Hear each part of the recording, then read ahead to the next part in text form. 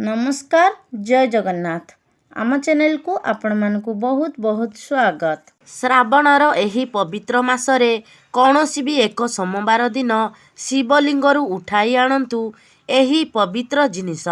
भगवान भोलानाथଙ୍କ कृपारू जीवनर समस्त दुख कष्टरू मिलिजिव मुक्ति। आपणଙ୍କ जीवनरे हेब धनर वर्षा, आपण बनिजिबे कोटिपति। भगवान भोलाशंकर एही श्रावण मासरे भूलोकକୁ अवतीर्ण हेबे। तेबे एही वर्ष जेउ श्रावण मास ताहा जुलाई 22 तारिखरू आरंभ होई अगस्ट 19 तारिखरे शेष हेब। एवं एही वर्ष श्रावण मासर विशेषत्व हेउछि श्रावण मासटी आरंभ हेउछि सोमवाररे एवं शेष मध्य हेउछि सोमवाररे। सांगमाने श्रावणर पवित्र मासटी भगवान भोलाशंकरंकर अर्पित अटे।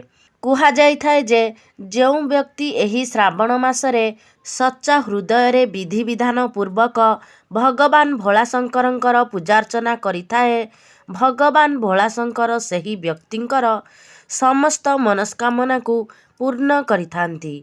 तेबे शिव पुराण अनुसारे एही श्रावण मासर पवित्र मासरे कौनसी भी सोमवार दिन कौनसी व्यक्ति शिवलिंग उपरू एही गुप्त जिनिसटी नहीं आसंती सेमानंक जीवनरे केबे भी दारिद्रता आसी न थाए एवं तांको जीवनरे चालिथिबा समस्त दुख कष्ट एवं समस्यार मध्य अंत होइथाए। आपण माने निश्चय देखिथिबे जेउ माने शिव भक्त होइथांती सेमाने एही श्रावण मासरे प्रभु शिव शंकरंकु विभिन्न रीतिनीति रे पूजा पाठ करिथांती एवं भगवान भोलाशंकरंकर भक्ति रे लीन होई जाइथांती। भगवान शिव शंकरंक उपरे जल अर्पण करिथांती, विभिन्न उपाୟରେ पालन करिथांती एवं काउडी यात्रा मध्य करिथांती, जहा फଳରେ सेमानंकु भगवान भोलाशंकरंकर आशीर्वाद मिली पारु। एवं श्रावण मासर प्रत्येक सोमवारर एक अलगा एवं विशेष महत्व रहिताए। माना जाए जे एही श्रावण मासरे प्रत्येक सोमवाररे जेउ व्यक्ति भगवान भोलाशंकरंकर निमंते व्रत पालन करिथांती तो भगवान भोलाशंकरंक कृपा सेही व्यक्तिंक उपरे सर्वदा रहिथाए।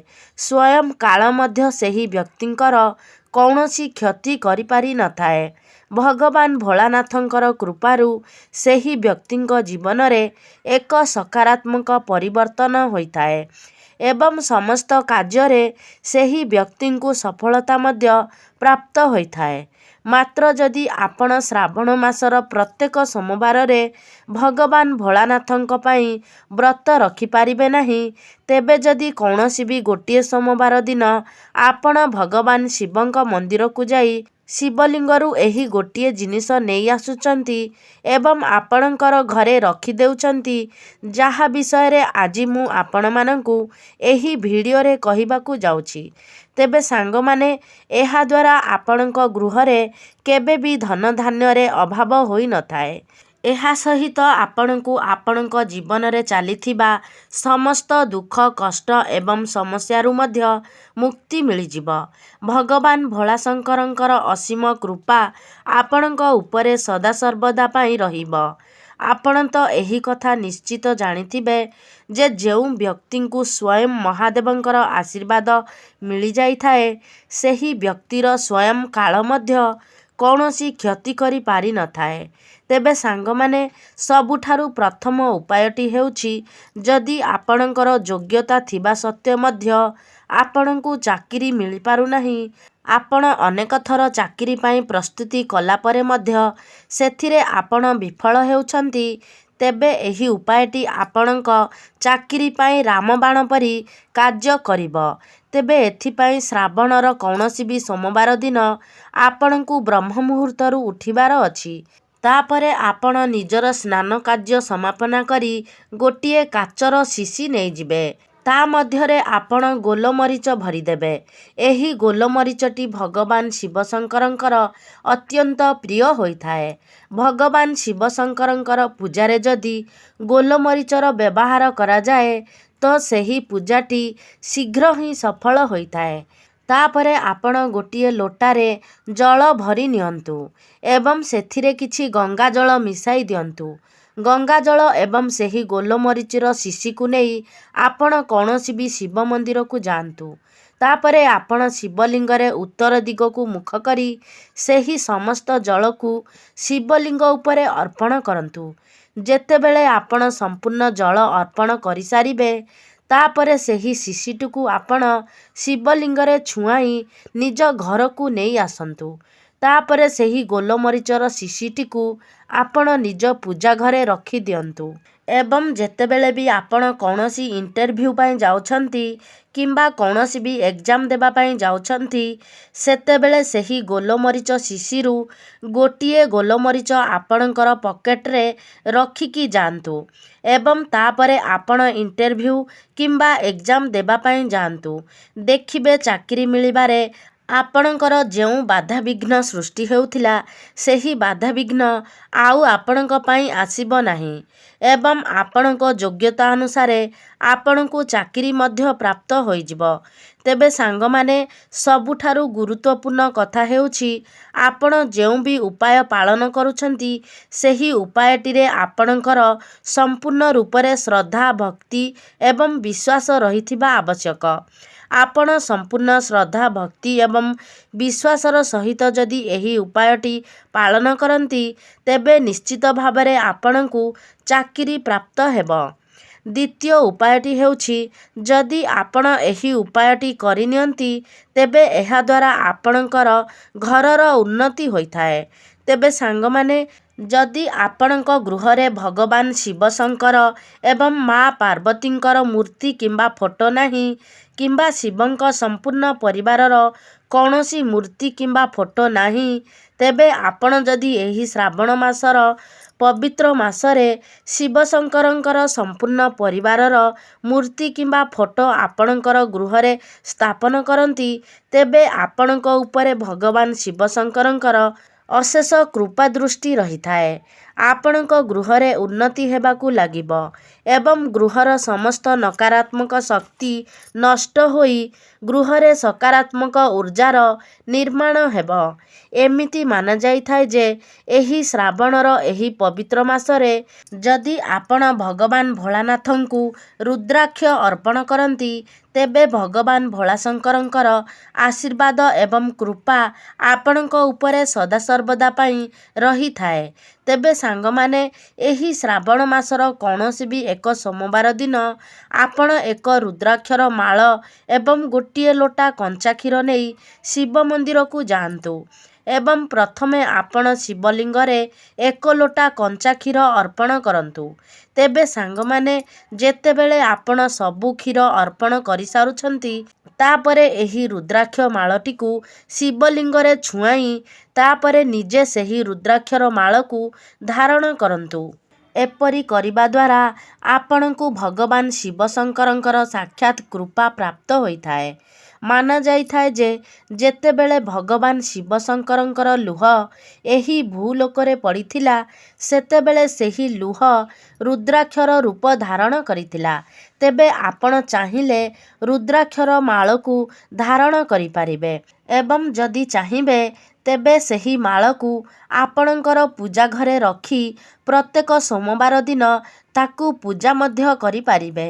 ଏହି ଉପାୟଟି କରିବା ଦ୍ୱାରା ଆପଣଙ୍କର ଏବଂ ଆପଣଙ୍କ ପରିବାରରେ ସମସ୍ତ ସଦସ୍ୟମାନଙ୍କ ଜୀବନରେ ଏକ ସକାରାତ୍ମକ ପରିବର୍ତ୍ତନ ଆସିଥାଏ। ଭଗବାନ ଭୋଳାନାଥଙ୍କ ଆଶୀର୍ବାଦରୁ ଆପଣମାନେ ଆପଣଙ୍କ ଜୀବନରେ ବହୁତ ଆଗକୁ ମଧ୍ୟ ଯାଇପାରିବେ।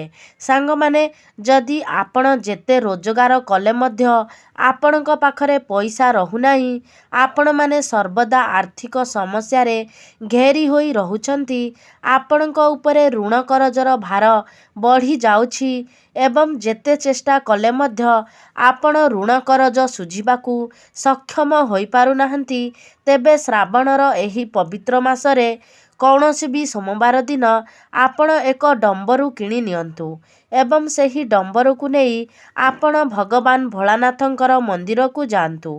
ତାପରେ ଆପଣ ସେହି ଡମ୍ବରକୁ ଶିବଲିଙ୍ଗରେ ଛୁଆଁଇ ନିଜ ପୂଜା ଘରେ ଆଣି ରଖିଦିଅନ୍ତୁ ଏବଂ ପ୍ରତ୍ୟେକ ସୋମବାର ଦିନ ଧୂପ ଦୀପ ଦେଇ ସେହି ଡମ୍ବରକୁ ପୂଜା କରନ୍ତୁ। ଏହି ଉପାୟଟି କରିବା ଦ୍ୱାରା ଆପଣମାନେ ଦେଖିବେ ଯେ ଧୀରେ ଧୀରେ ଋଣ କରଜ ଶୁଝିବାକୁ ସମର୍ଥ ହେବେ। ଆପଣ ସମ୍ପୂର୍ଣ୍ଣ ରୂପରେ ଋଣ କରଜ ଭାରରୁ ମୁକ୍ତ ହୋଇଯିବେ। ଆପଣଙ୍କ ଗୃହକୁ ଧନ ଆସିବା ଆରମ୍ଭ ହୋଇଯିବ ଏବଂ ଆପଣଙ୍କର ସଞ୍ଚିତ ଧନରେ ବୃଦ୍ଧି ହେବାକୁ ଲାଗିବ।